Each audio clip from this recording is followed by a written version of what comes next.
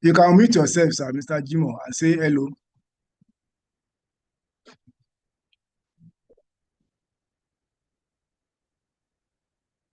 Mr. Jimo, you can unmute yourself, sir. Let's hear your voice. Let's text your microphone.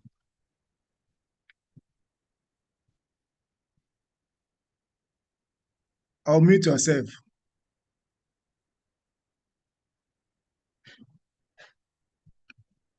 Hello, everybody.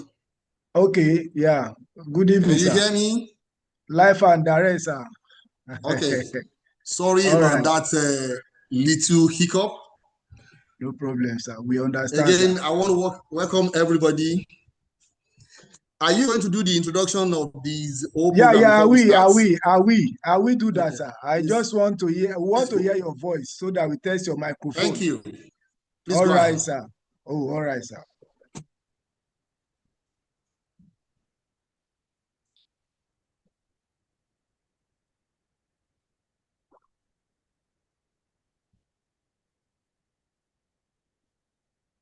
So, ladies and gentlemen, let's use that opportunity uh to reach out to our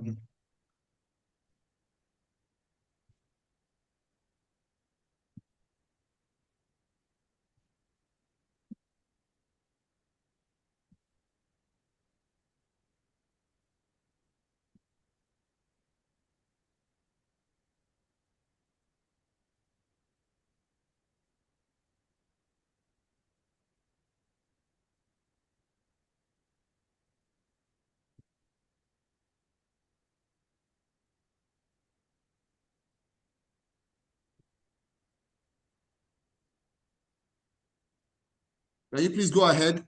all right, sir. Okay, sir. Okay, good evening, colleagues, ladies and gentlemen, and the member of Public Service Knowledge Hub community. Before we proceed with today's learning session, please let me confirm, am I audible? If I'm audible, please make use of your emojis or chat box to know. All right. Okay. All right. So before we proceed with today's session, permit me to first congratulate and sincerely appreciate every one of you. The recent recognition award received by the Public Service Knowledge Hub is a collective achievement. It reflects our consistent participation, your commitment to learn, and your belief in professionalism and service excellence within the Lagos State Public Service. The recognition affirms that our shared effort to promote knowledge, discipline, and capacity building is being acknowledged. We deeply appreciate every member, supporter, mentor, and stakeholder who has contributed to this journey. I thank you for standing by Public Service Knowledge Hub and for making this platform impactful. With that note of appreciation, we now turn our attention to today's section. In this public service environment, technology is no longer optional. How we use digital tools, how we conduct ourselves online, and how we protect government information have become critical measures of professionalism. Digital literacy and online conduct now directly influence efficiency, credibility, and public trust. This is why today's topic is both timely and essential. This session will guide officers across all cadre on responsible digital behavior, safe of use of online platform, professional communication, data protection, and the effective of web-based tools to enhance service delivery. To lead us through this important conversation, we are privileged to have the distinguished technology professional, and senior web specialists whose work has significantly shaped digital innovation within the Lagos State Public Service. Our facilitator today, Mr. Jimoh Adetunji Wasiu, a fellow of Nigeria Computer Society, is a deputy director and program analyst in enterprise software and application development at the Ministry of Innovation, Science and Technology. He is a respected ICT strategist, a fellow, like I said, a fellow of the Nigeria Computer Society, and a leading voice in digital transformation and enterprise web system with government. His extensive experience in web architecture, software development, digital governance, and capacity building position him uniquely to guide us through this session with clarity, depth, and practical insight. Our distinguished colleagues, ladies and gentlemen, please join me in warmly welcoming seasoned digital leader, a public service innovator, and an authority in modern web system, Mr. Jimoh Adetunji Wasiu, FNCS. Distinguished colleague, with your emojis, please join me in welcome Mr. Jimoh to the call. Good evening once again, sir. You have the floor, sir. Mr. Jimoh, sir. Thank you very much, Doctor, as I always call you. I want to thank everybody for being part of this program.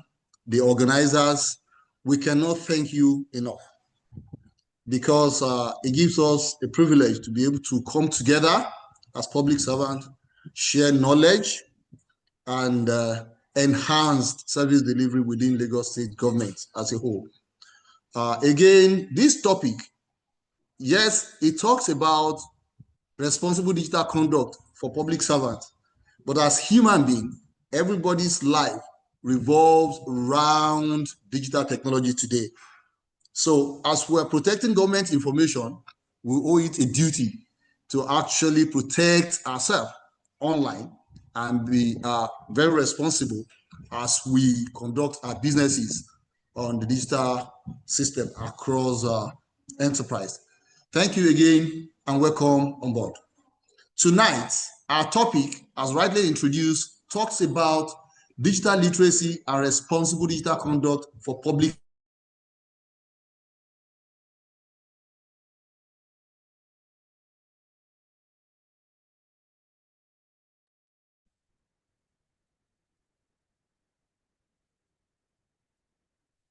Mr. Jimoh, are you there?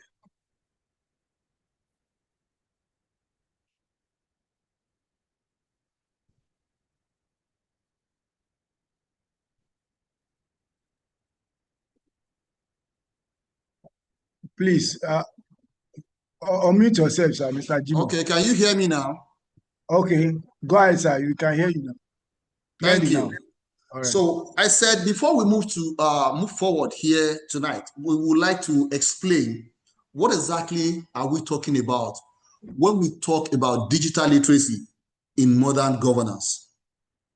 Tonight, we will realize that as a state in Nigeria, our digital journey actually commenced way back 2001 in Lagos State. Sorry, sir. Since then, can you reshare your slide? Okay, so, just give me a few minutes.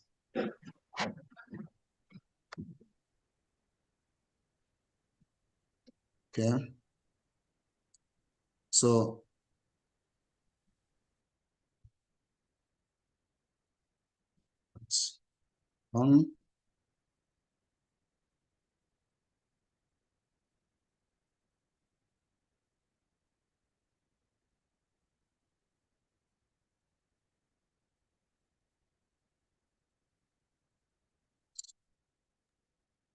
or can I share it from my side? Hold on, please. I think that temporary lost in transmission actually broke the sharing capability. Okay, so just hold on.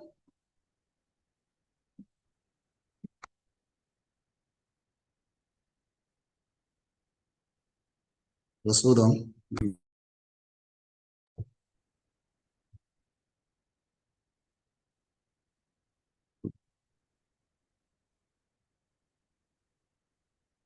Okay, so can you see my screen now?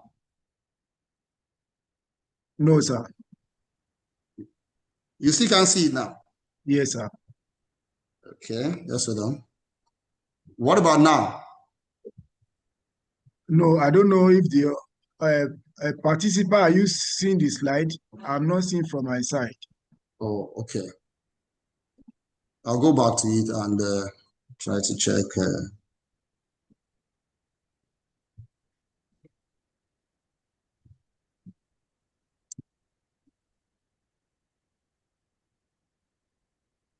What about now?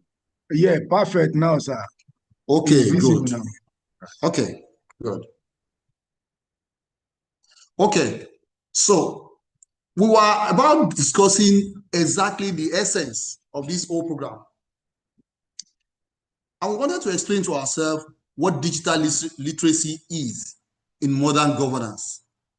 And I said our digital journey in Lagos State started back in year 2001.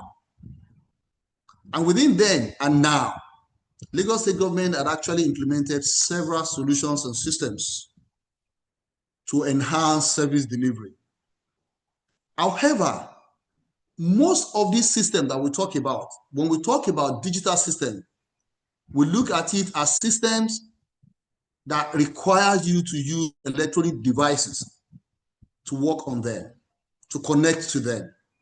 And there and then, because it is important for us to share information, knowledge, and resources, it came the birth of the internet and the local area network that everybody knows today. So, in a nutshell, digital literacy actually explains the knowledge that is required for us to effectively utilize all these digital tools, both platforms, applications, and hardware. We would also like to look at what are the roles of digital literacy in transparency and efficient governance. Today, we know that with a click of a button, okay, we know how much revenue comes into Lagos State as of today. And that is transparency. With a click of button, we know how many public servants we have on our payroll today. With a click of button, we know how much is paid by governments as emoluments for civil servants today. So everything that comes through a digital platform is actually in the open. And so once you talk about digital literacy, you're talking of a knowledge that can allow you to bring everything that seems to be opaque into the open within governance. And more so, everything we talk about now points to what is called efficiency in governance. Because I remember in those days, for you to have an information as simple as how many are we in the public service, how many level 3, level 4, level 5, level 8 do we have? How many males and females? How many of our staff live in a particular local government? How many of them falls within a particular age range? We're going to be talking of days to bring those data together. But today, government is more efficient because data and information are more readily available, and we can take decision with like a speed of light. The other thing we want to look at is when we talk about digital literacy, we must talk about core competencies that we must build before we can say, yes, we are digitally literate. Some of those things are information search. How do we locate information within the system? How do we communicate digitally? Almost all of us today rely either on email, we rely on chatting, we rely on other form of digital communication to communicate within the civil service. And those knowledges are required, okay, to ensure that service actually delivered in the best of manner. Again, today, as we're speaking, we are on an online platform. Online collaboration is key in today's civil service. And one of those platforms is what we're using today. Today, as we speak, we're on Zoom. Apart from Zoom, you have Google Meet. Apart from Google Meet, you have other communication platform that ensure that anytime you need to communicate with your colleagues, you do not need to actually bring yourself together in a room for you to have meetings that we used to do. In the past, this kind of engagement would not have been possible. Okay, we all know what it takes to bring all of us here together in a room, the cost and the logistics required. Today, we are here doing what seems to be impossible in past years. Now, we also need to look at what are the digital expectations of citizens and stakeholders when they look at us as civil servants. What do citizens expect from us? Exactly as we're saying, citizens expect excellent service delivery that is driven by core literacy in digital technology. Citizens want to get information from governments within the twinkle of an eye. They want to obtain information that will allow them to deliver or to actually perform their own responsibilities, okay, as citizens without delay. Today, people want to know within the citizen to say that, yes, I applied for CFO in Lagos State. And without me coming to Alausa Secretariat, I want to know where my CFO is. What is the status? Okay? A contractor wants to sit in the corner of his office and want to communicate with SEO to say, is my payment ready? What is the stage of my payment? When exactly am I getting my payment? All these information are required by the citizen, and they want them in digital formats. The next critical thing that we need to do is, how do we bridge the skill gap in the public service? Unfortunately, honestly, like we said earlier before commencing this program, this is one of the best things we can do. We are on a platform that actually does not cost the government money, but we are doing excellently well. So again, thank you, the organizers, for bringing this program together. It takes me to the next slide. When we talk about digital platform, online platform, they're actually the same. However, how are we supposed to conduct ourselves when we are on this platform?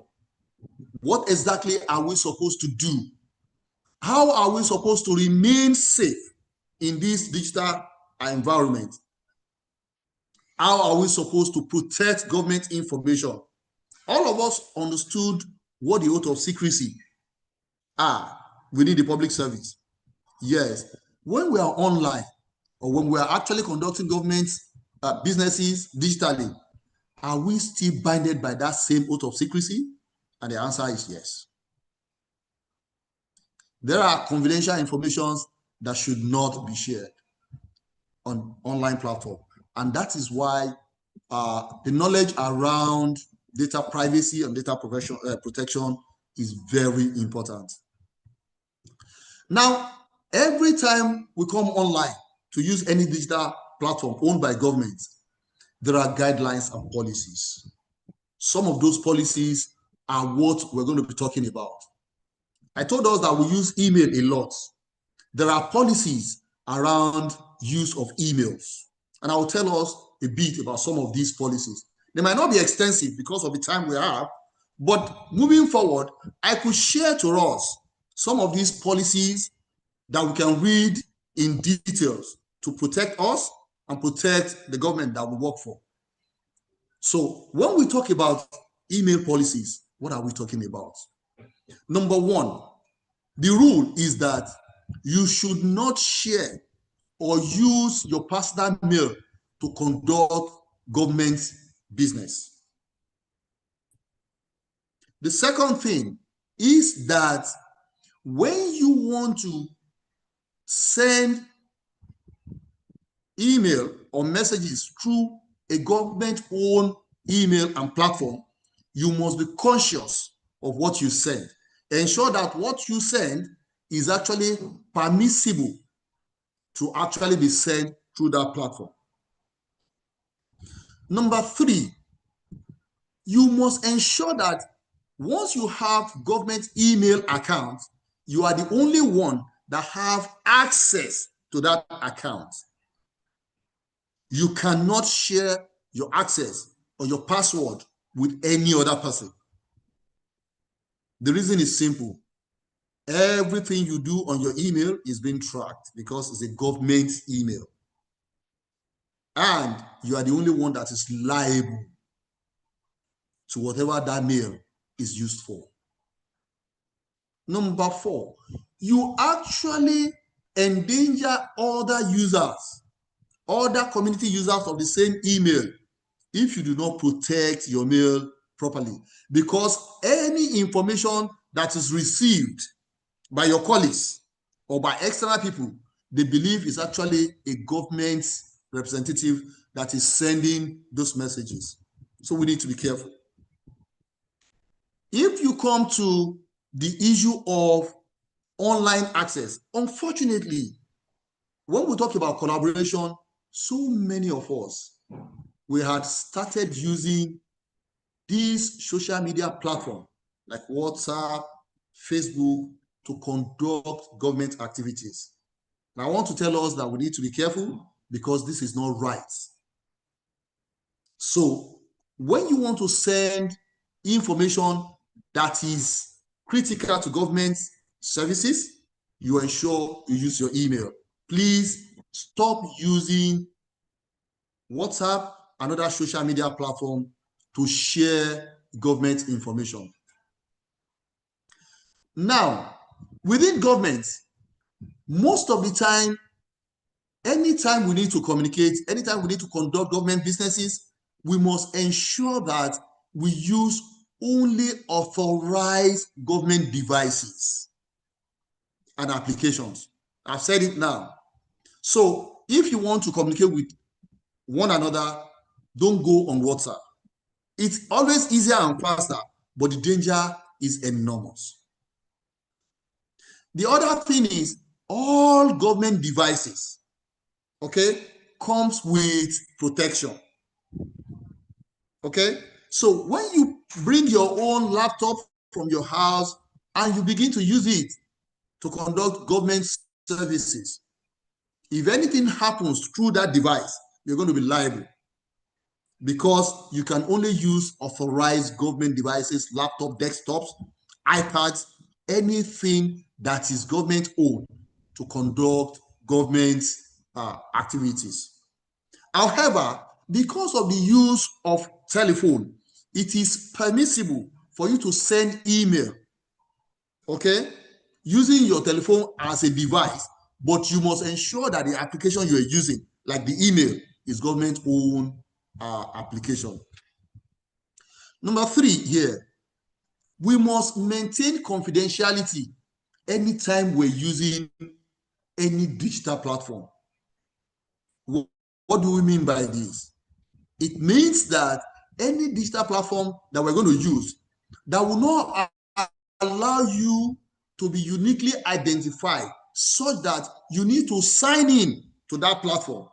You shouldn't share government information or transfer government information through that such platform. There is what is called audit trail on all government applications, and this ensures accountability and proper documentation. So whatever we do, there is an audit trail, and it can be checked and it can be traced back to us. And that's why I said earlier, your identity, your username, your email password is actually your identity and strictly belongs to you. please do not share it. Again, don't also forget to lock your system anytime you need to step out of your desk, especially those of us that share offices or those of us that occupies open spaces like cubicles. Ensure that you lock your system before getting up from your desk. Let's talk about in details email, WhatsApp, and other online communication. Their etiquette. We have mentioned some of them. But in email communication, for example, anytime we're sending email, you know that as civil servants, there's a structure. There are tones that are supposed to be maintained when you are communicating. Please ensure that is carried into your use of email as a digital platform too. The next thing is allow or ensure that your email is very clear. Don't use large, very big vocabularies that will be difficult for whoever you are sending a mail to need to consult a dictionary to understand what the content of your mail is. Keep it simple. When there is need for you to use WhatsApp for official communication, ensure that such WhatsApp account is official. Okay? And when you need to use non-official WhatsApp platform, ensure that the message you're sending through it are not critical government information. You can send your personal messages through WhatsApp. You can exchange communication with your colleagues, but ensure you desist from sharing government information through WhatsApp. Be very careful about misinformation and unverified forwarded messages. For those of us that uses a lot of communication platforms, our WhatsApp, our emails, most people doesn't even read the content of a WhatsApp message before forwarding. Most people will not read the content of their email before forwarding. Please let us be more responsive with the way we handle some of these contents, because contents, messages can actually cause more troubles, more issues than we imagine.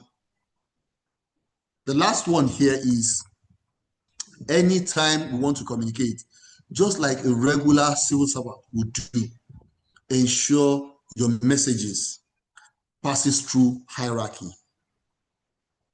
Don't just look at this is email. If you are actually following hierarchy when you write conventional mails, ensure you follow hierarchy when you send official emails and correspondences. Let us talk about cyber safety, data protection, and avoiding online risk. I said earlier, if you look at the amount of time, I don't know, for some of us here, if we are fortunate to have facilities on our mobile phone that tells us our screen time every day, every week, please signify in the comment. I want to see. If we don't have, okay, just say no. But if you have, say yes. I want to see how many of us actually have these capabilities. You know what this does? It actually allows us, okay, to know our screen time, the number of hours, minutes that we spend on devices in a day, and we'll get to report at times in a week, in a month, depending on what you configured. So what it means, if you look at this report very well, you will realize that the number of hours you spend online, okay, at times is more than 50% of your time. So the online ecosystem is a different world entirely. However, as watching our back, okay, when we walk within the streets, when we drive, when we are anywhere is important.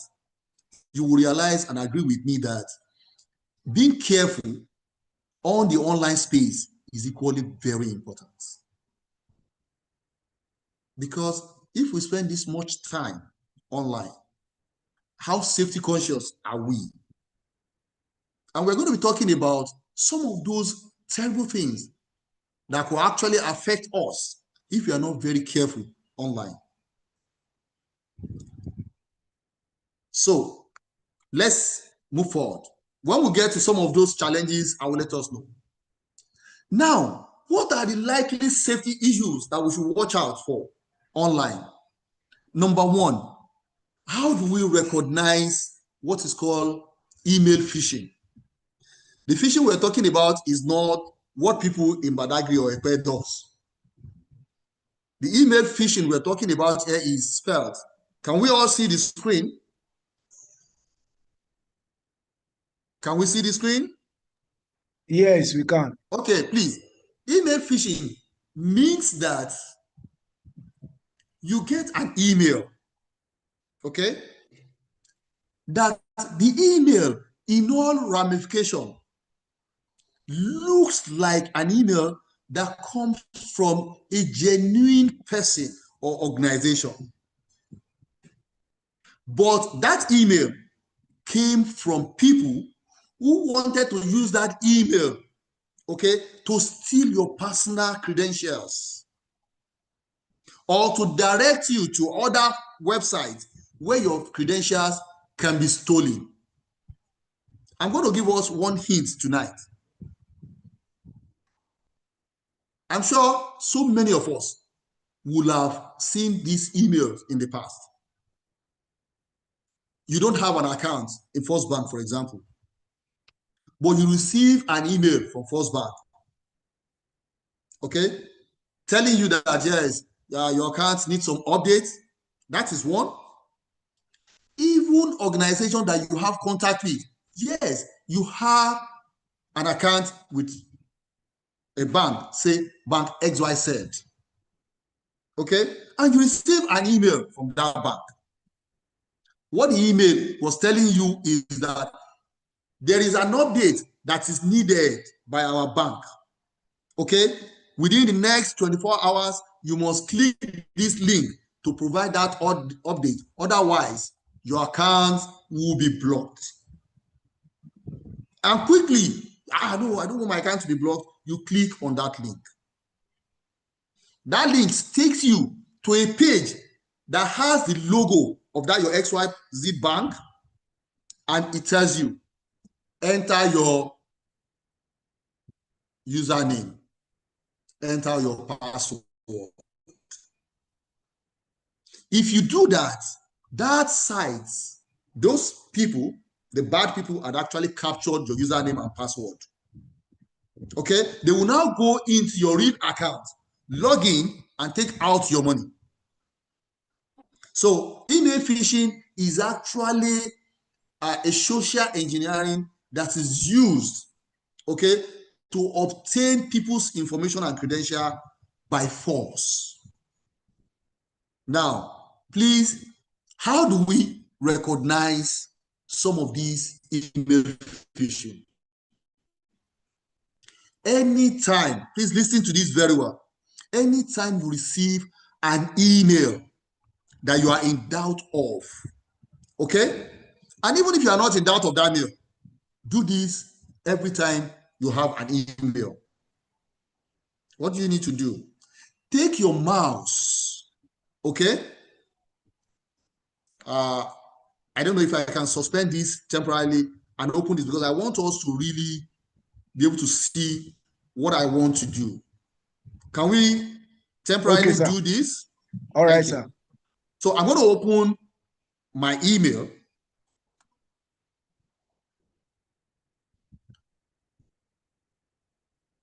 So just give me, and you can see, I'm sure you should be able to see my screen. So this mail is my Yahoo mail, so it doesn't have any very serious confidential thing that I have in there. So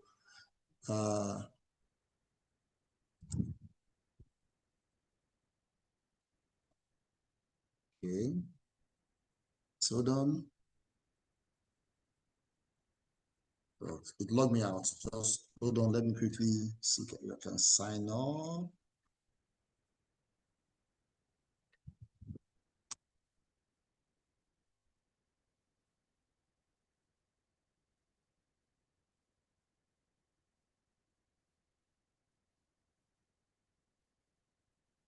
So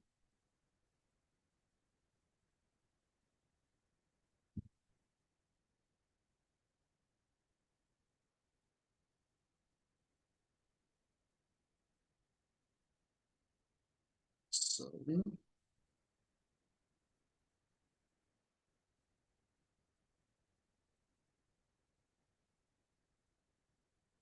I'm going to try and explain. Can you see my screen? Yes. Can you see my screen? Yes, yes. Okay, good.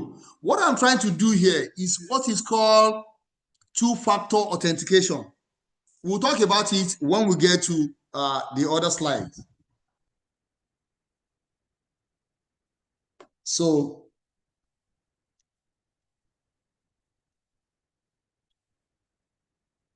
if you don't have this in your mail, please enable it.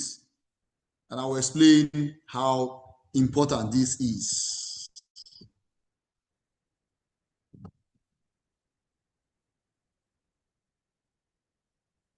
So I'm trying to open the mail.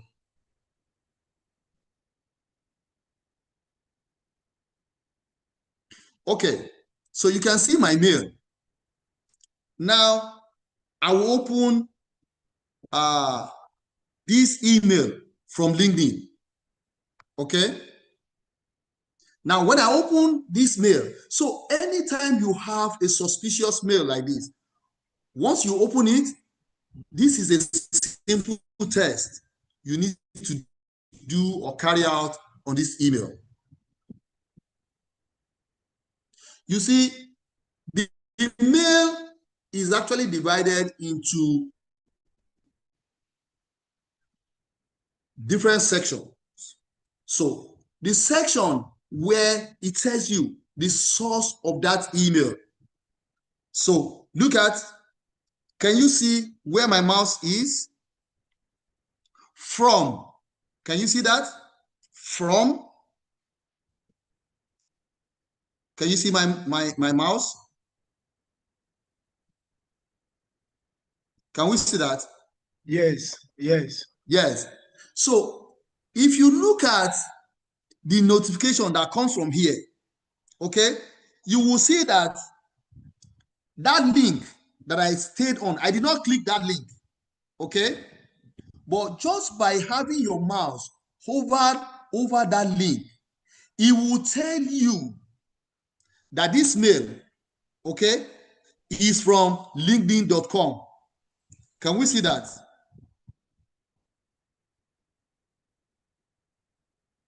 So if it's not a genuine email, you will see what is actually highlighted in blue. But that black highlight that comes below it, it will show a different address.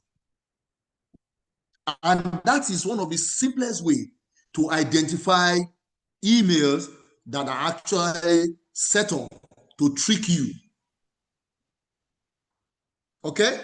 So anytime you try this and you see that what you are seeing written out does not correspond to what that your mouse over is actually pointing out, then that mail should be junked immediately. Just press spam. You can see spam here? Okay? And just get out of that mail. Don't carry out any instruction. Whatever that instruction says, don't carry it out because it's actually meant to trick you. So I go back to the page.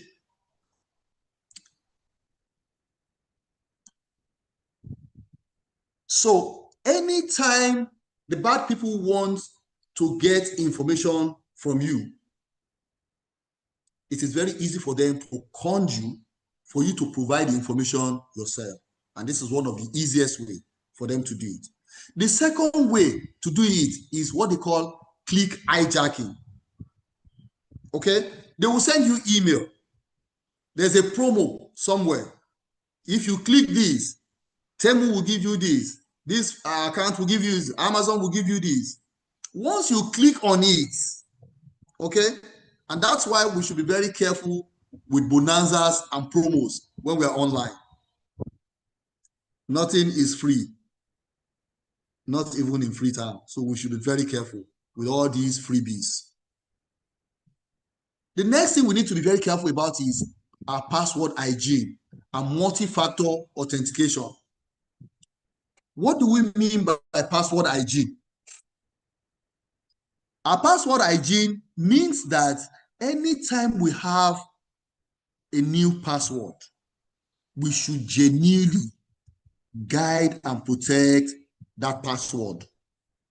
We should keep it as personal as we can.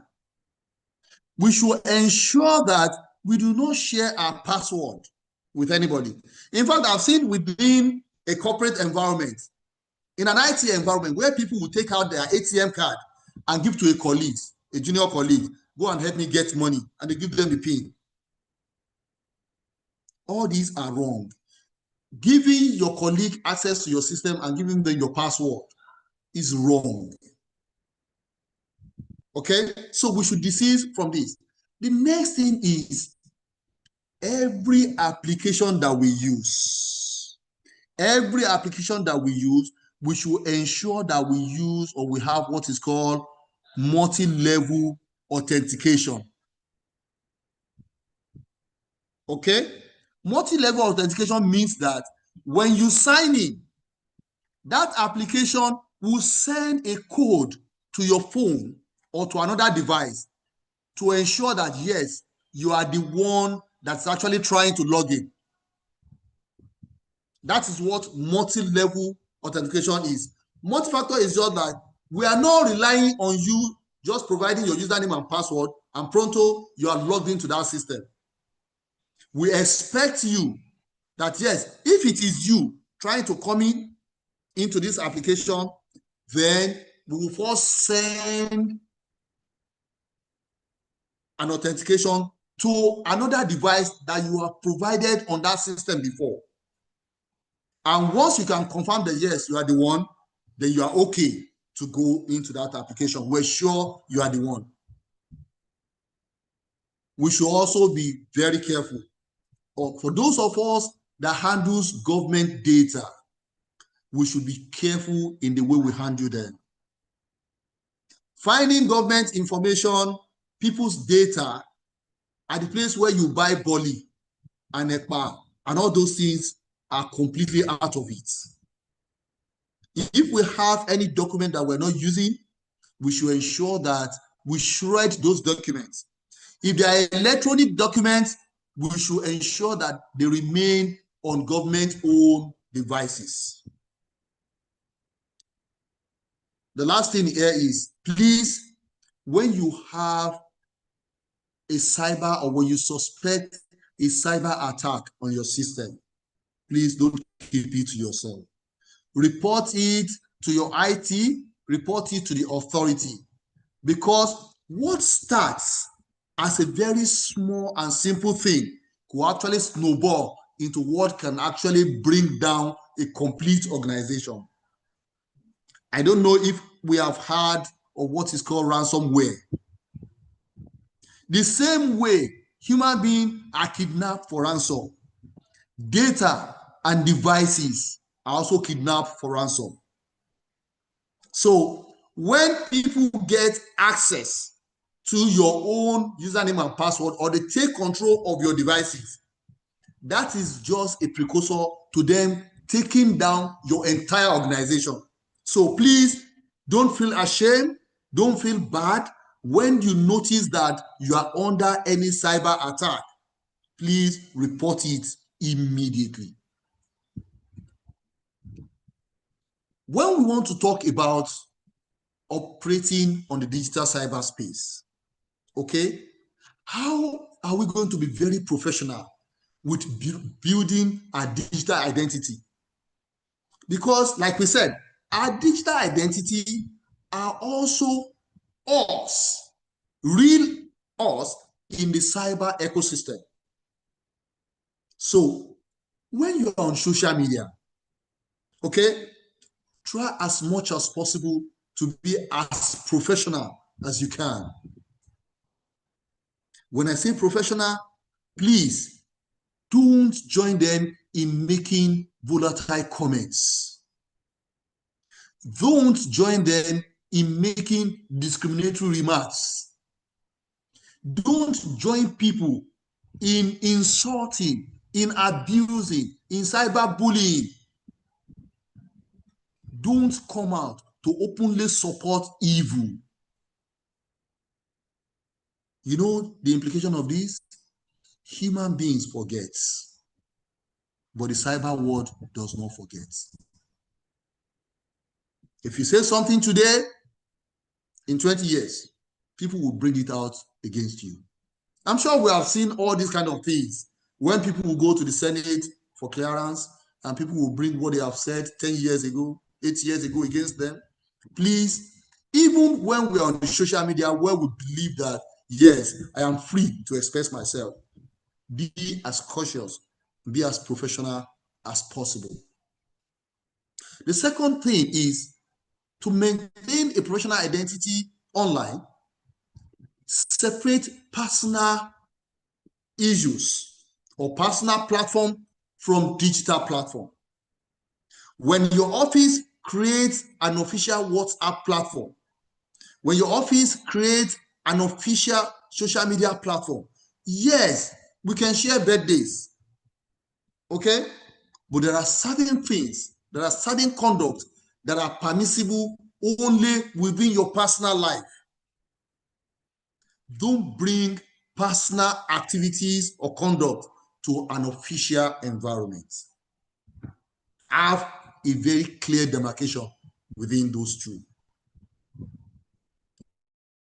The third thing, like I said earlier, digital footprints and long-term reputational impact. I have explained this just now. You don't have control over what you have said or what you have done online. It will be there. It is called your footprints. Okay? And that can have either positive or negative impact on your reputation moving forward. Let's be careful. The last thing here is, anytime you are online as a public servant, please ensure that you go on with that toga of responsibility to say that, yes, I am a public servant. Ensure that your conduct, your communication, your speech, your action shows that, yes, this person here is actually a responsible public servant. It's not nice reading comments made by a public servant and mixing it with a garage person. No. Our conduct must reflect who we are at all times, regardless of situations. Next is, how do we use web-based tools for efficiency and service delivery? It's very easy. We have all been part of this. Today, majority of government services are online. If you want to apply for physical planning permits in Lagos now, you need to go online. If you need to lodge complaint to LASEPA, if you have been disturbed by noises and other environmental issues, you go online. If you need to apply for LASFA ID card to commence the application, you go online. So now, using this platform efficiently is very important. And that is why this kind of workshop is needed, because we must acquire the knowledge of how these should be used. Some of these web-based tools that we're talking about, most of us are using them already. For example, we are on Zoom. Okay, how do we use Zoom responsibly? I want to tell us as civil servants, people don't understand that when you are about to go online, what button am I supposed to press to activate my cameras? Which one am I supposed to press to activate or deactivate my audio? To the extent that some people will be in their room trying to join an online meeting, but they will be conducting personal businesses in the underground, and everybody on that platform is listening. Some people even got so careless to the extent that they show their privacy unconsciously to others online because they do not understand how some of these buttons, this platform, are used responsibly. Please, these are tools that have been made to be very easy.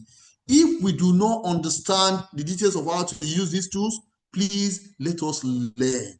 Let us contact our ICT department, call in somebody to assist you so that you can be in complete control of these devices. So some of those devices, of course, in agency, we have SharePoint, where people use SharePoint to communicate, to collaborate, and share information. We know Google Workspace, we know Zoom, we know Microsoft Teams. These are all platforms that we use for digital communication and collaboration. In so many agencies, we have platforms now that are used for automation of processes. I'm sure most agencies of government, as we are, we're used to what we tag as our P2P, procure to pay platform today. If you want to process your vouchers, you want to get your money, you must go on that platform. Okay, those are some of those tax-related and process optimization system that we have.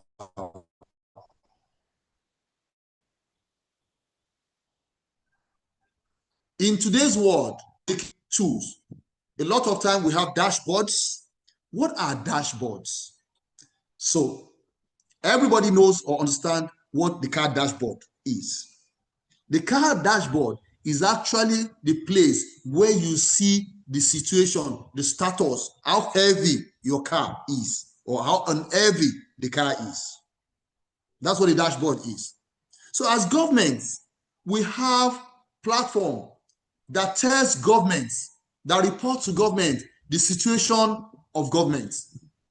How many public servants do we have that are retiring in the next 1 month, in the next 2 months, so that we can plan for their retirements, so that we can plan for recruitment? How do we replace them? How much money comes into governments on a daily basis? Okay, so that we can plan our expenditure. How much of a particular budget sum had been consumed by a particular agency? Is the budget performing? Those are all dashboards that tells us how government is actually performing. We should also note tools that are designed to actually enhance the way government agencies collaborate.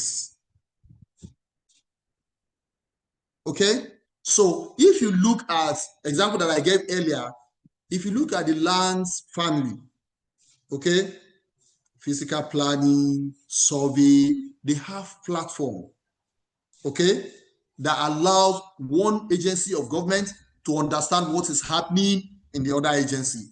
This is for them to be able to take effective decisions and enhance service delivery. So there are rules that must be followed anytime we want to communicate on any digital platform. And these are the 6 steps that must be followed. Okay? And this system must be followed in this sequence. When you want to communicate on any platform, please don't just go out straight and write your final messages. Please do a draft such that you are able to read through the draft before turning it into the real message. In your mail, When you do your draft, you can save that email as a draft and come back again to review it before you turn it into the real message. Before you send out any message, please, whether on the official platform or on your own personal social media platform, please verify the information you're sending out. This is very critical. People are fond of sensationalism in these days and age. An event that has happened 5 years ago, somebody will bring the video, the audio, or the picture and resend it, reshare it on an email platform. Something that happened in, say, Zimbabwe, people will tell you this thing happened in Ogun State. It happened in Lagos State. Please, before you share information, ensure you verify the source and the authenticity of that information. Please, the third thing is, when you want to communicate, ensure you choose the right platform. Like we said, if you're doing an official communication, don't go and send it on WhatsApp. The next thing is, ensure that you apply data protection rules. I will quickly share with us what are these data protection rules. The data protection rules are actually rules that are set up to protect individuals, their rights, their dignity, okay, their person, their character when you share information. And as such, when you want to share public information, ensure that data that can uniquely identify a person is not included in that particular message that is going public.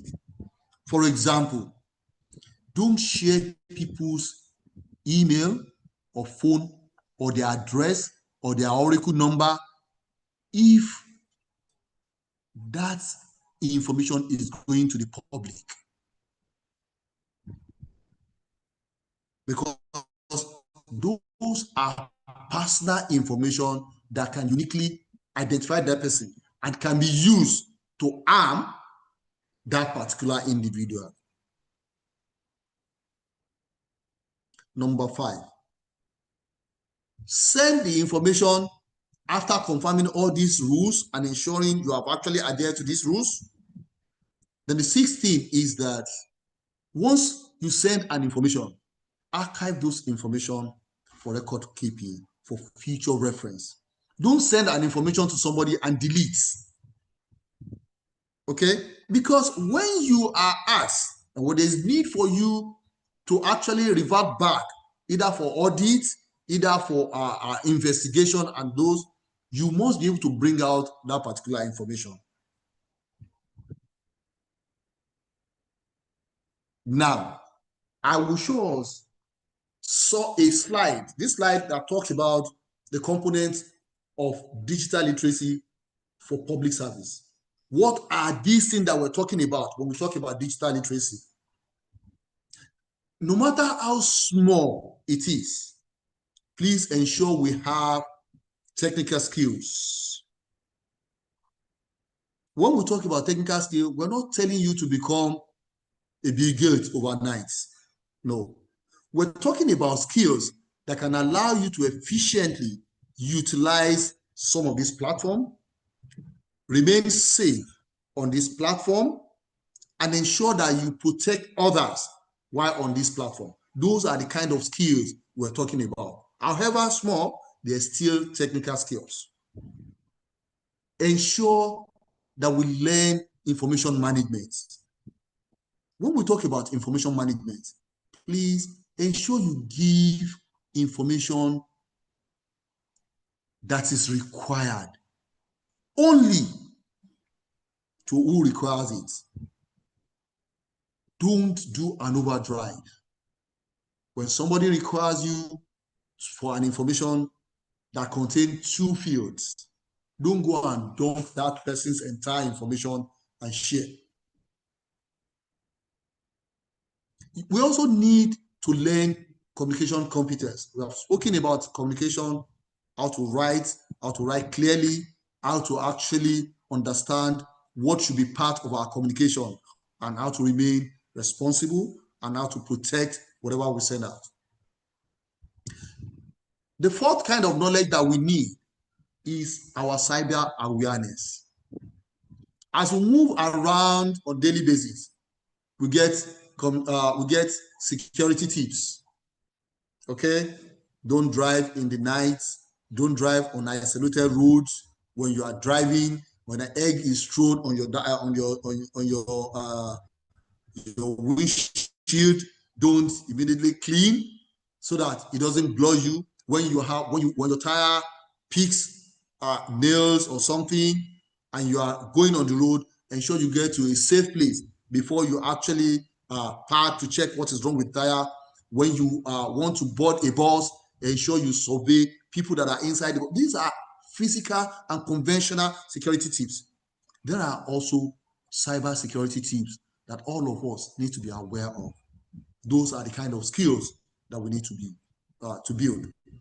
The other thing is we need to learn ethical and responsible use of digital devices and platforms, which we have been saying earlier.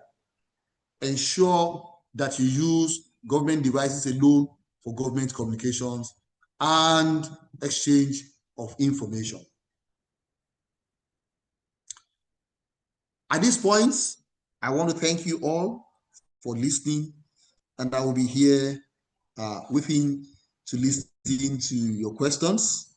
And I hope you had a wonderful time tonight. Thank you very much. Do have a wonderful time. Thank you. Thank you so much, sir. Let me see your emojis coming up. I'm seeing only one person sending their emoji. We are more than this. Let's appreciate Mr. Wasiu Jimo, please. This is a wonderful presentation. Honestly speaking, I learned a new thing today, especially display on Yahoo Mail. Honestly speaking, I fall to many victims of that. Just click not verify, highlight with what we display now and that with caution to let us know and this and that. And I believe all of us, learn one or two things too. At this point, distinguished ladies and gentlemen,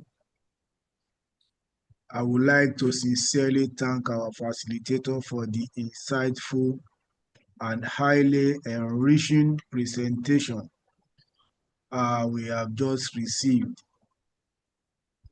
The depth of knowledge shared and the practical guidance provided will no doubt strengthen our digital awareness and professionalism as public servants.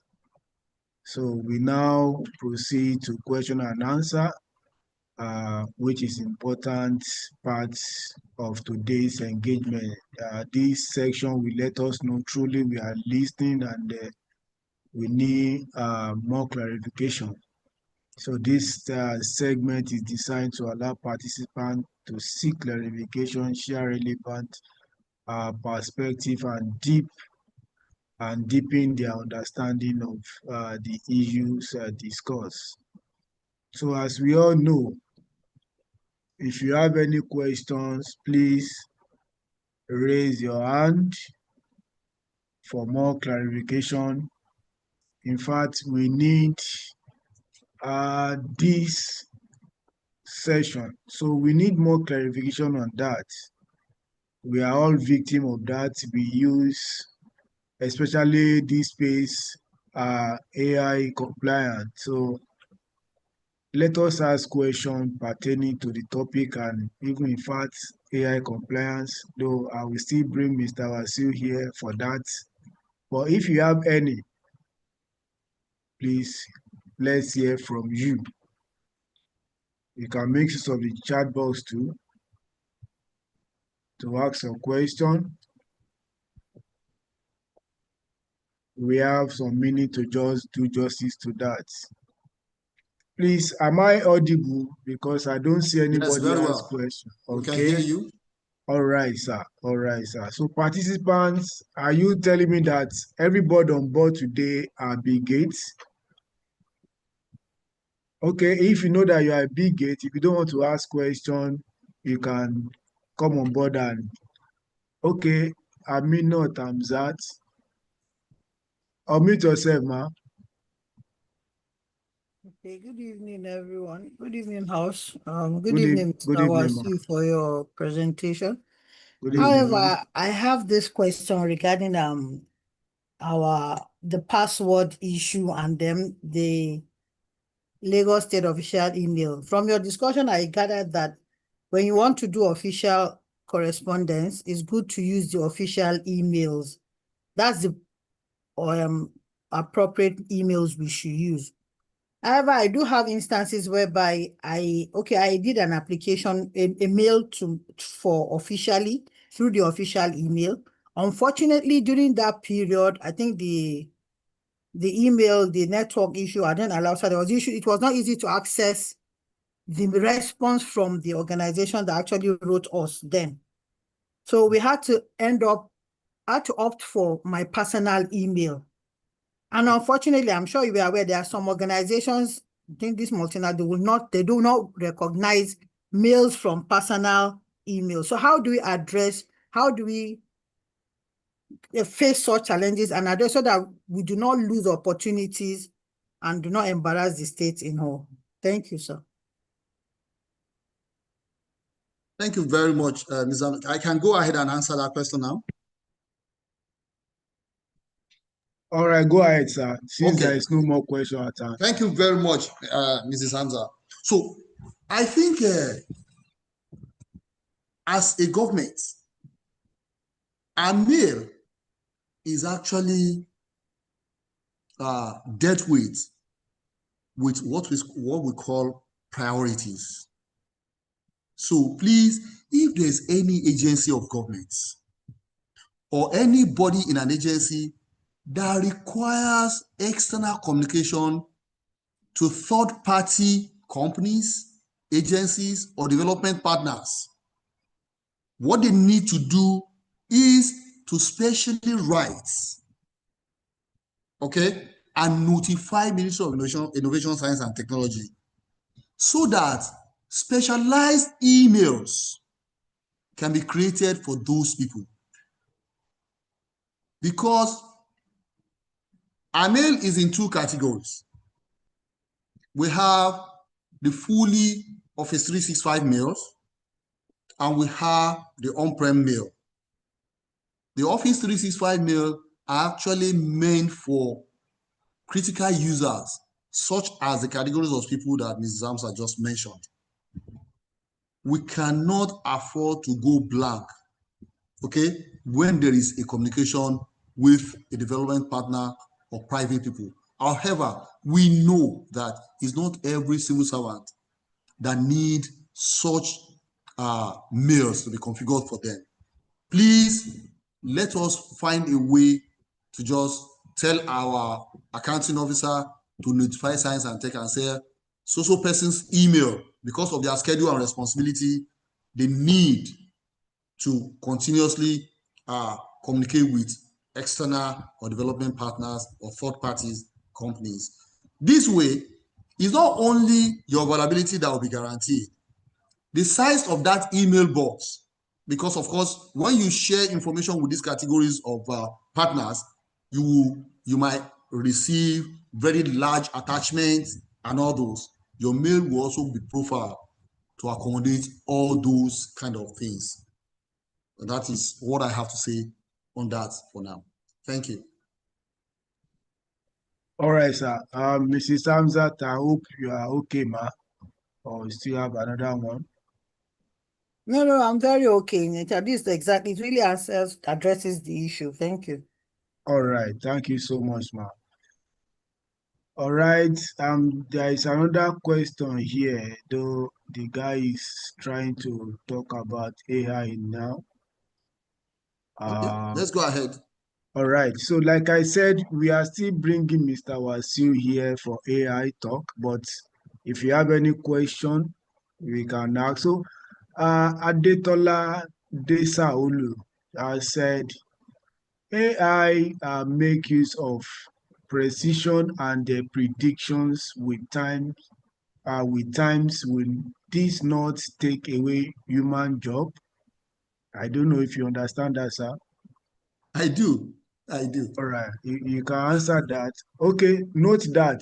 Another one quick one that is Engineer Mustafa Omohunmi uh, state that, sir, my question is, which unit is responsible for uploading on an official website? Is it IT unit or information unit? I think it's still the same thing. Okay, over to you, sir. Thank you. So, I want to say here that every time there is a new technology, this question would naturally come up. However, what I will say is that we might not have what we call job loss directly. What we will have is job realignments. People will drop certain job and pick up others. Because what AI is doing is AI will pick certain things that we do today, okay? But it will create other kind of jobs that might need us to be retrained. And that is the way I'll answer that. So it's just like when computing or when the use of computers started. I told you when our digitalization journey started in Lagos State, the most affected cadre was the secretarial cadre, the secretary cadre, secretary, yes. You remember those secretaries who will be the one that will type letters for their boss, on their own system, and so on their own typewriters. They were one of the first set of people to be affected by automation then. And what happened? Majority of them pick new skills and they still blend into other areas. So yes, AI will change or will affect some jobs, but it will only lead us to picking other jobs. However, whoever is not ready to be retrained to pick another job are those that will likely lose their jobs. I hope that is clear. The second question here is, yes, this question is very critical.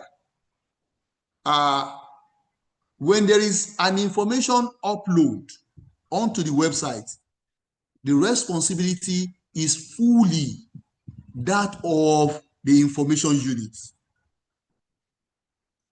However, if the information person has challenges with technicalities, okay, he can contact the IT person for support. And the reason is simple.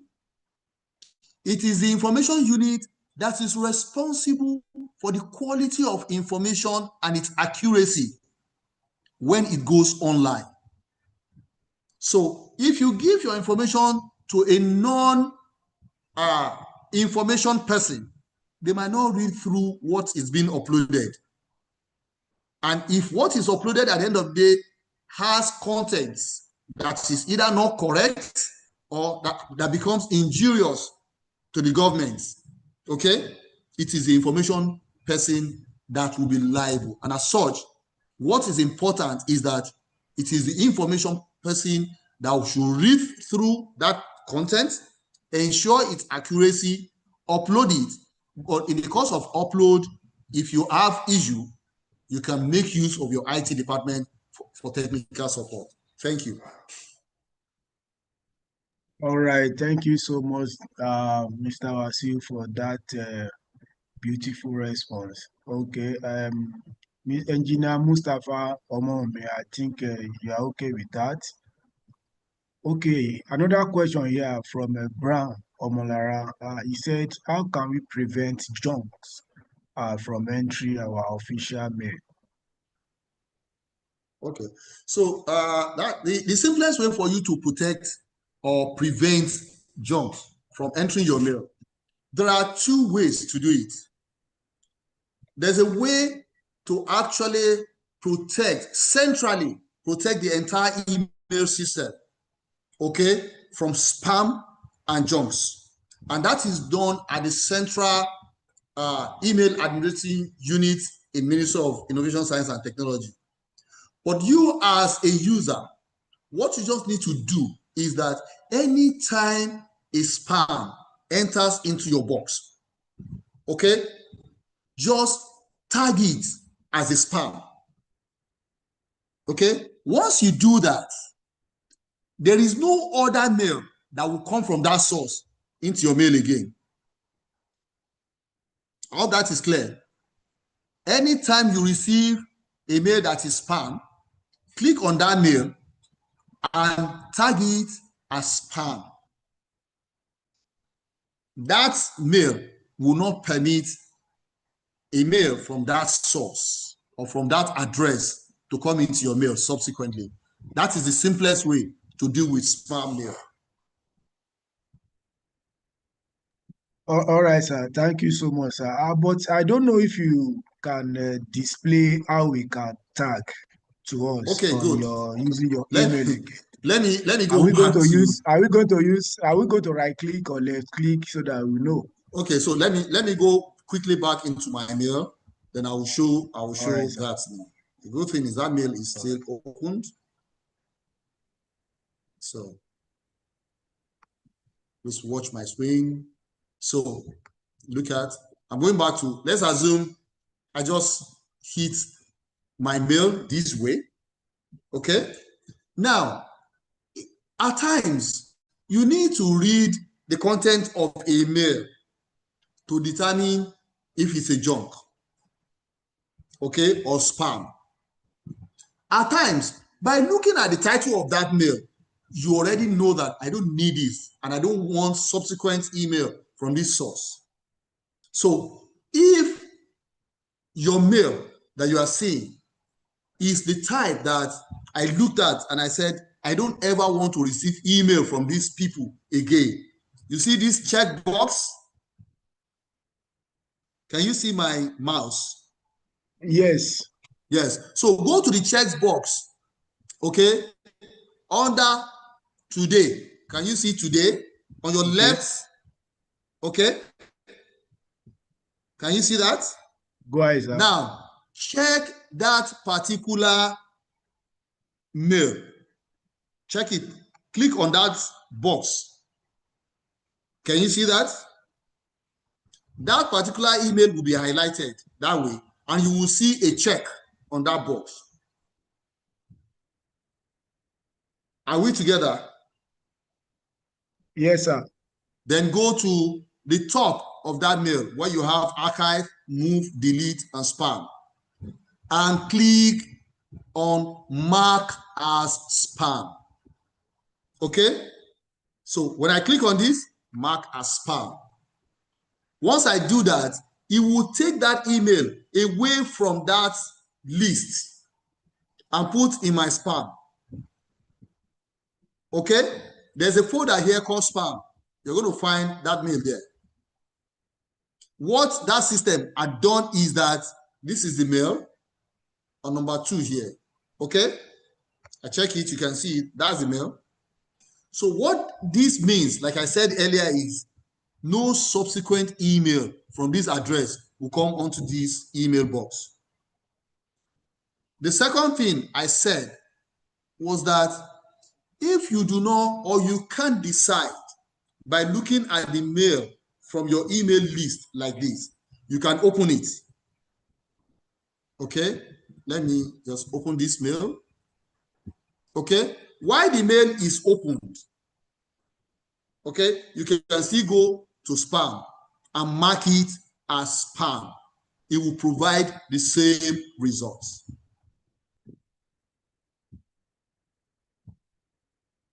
Are we together?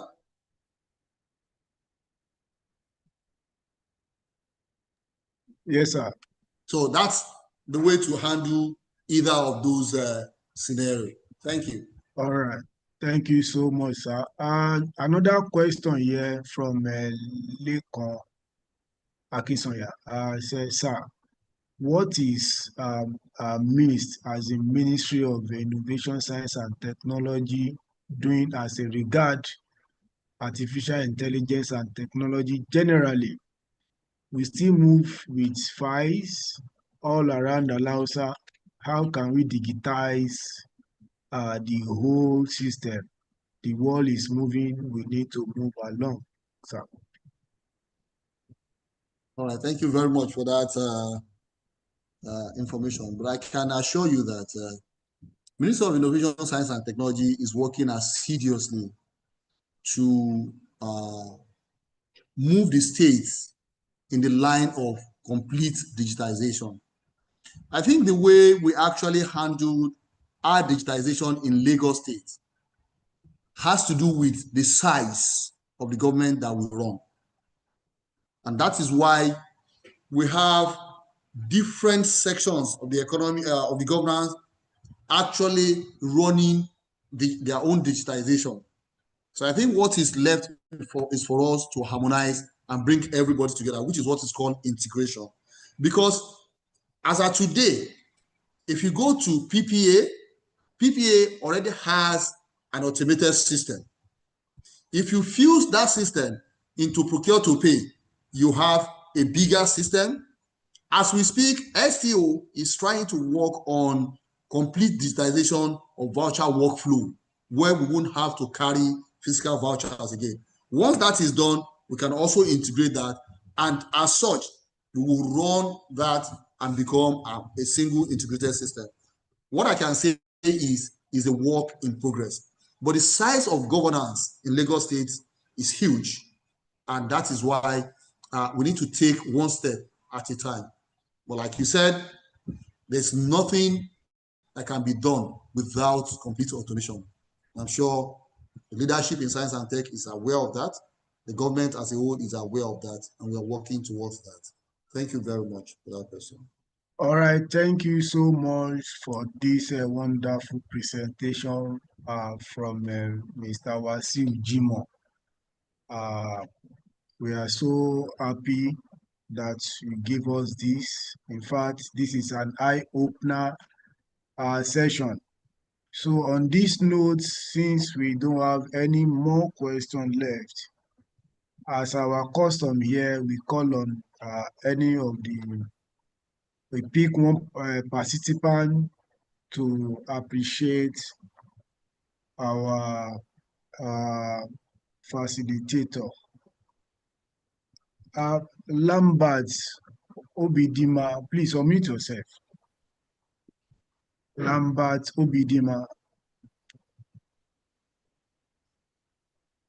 can you please unmute yourself?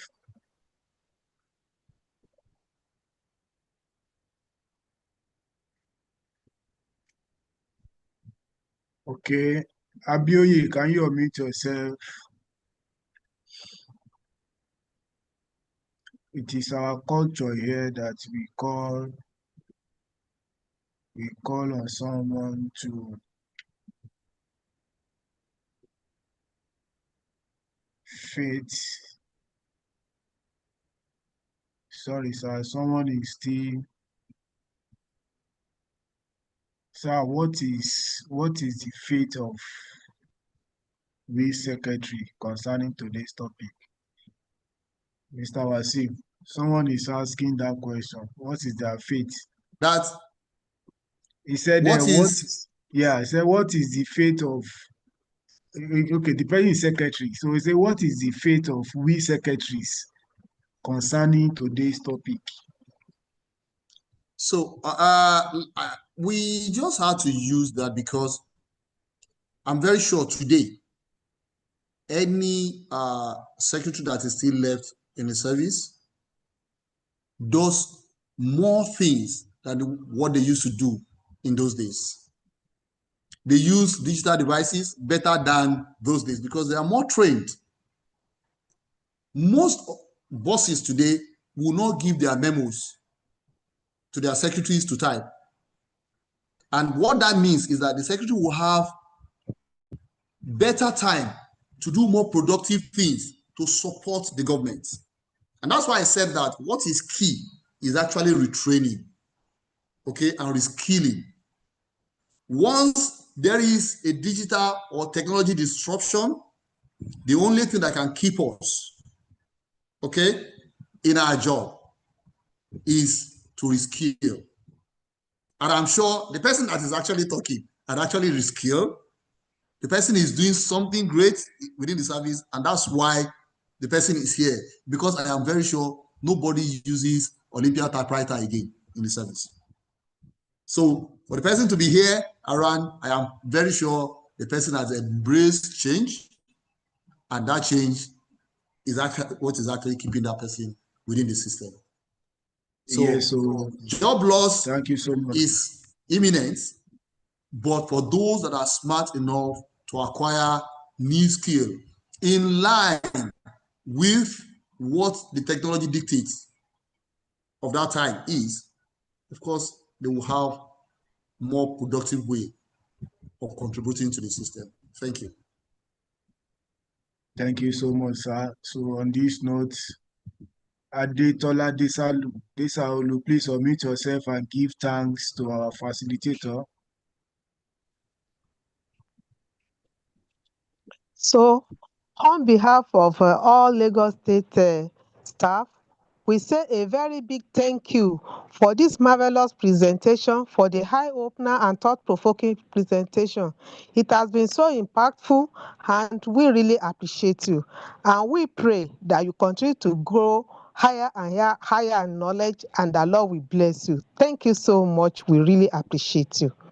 Good night. Amen. Good night. Thank you so much, Thank you very much. Adetola God bless Desaolu, you for guys. that. Have a lovely time.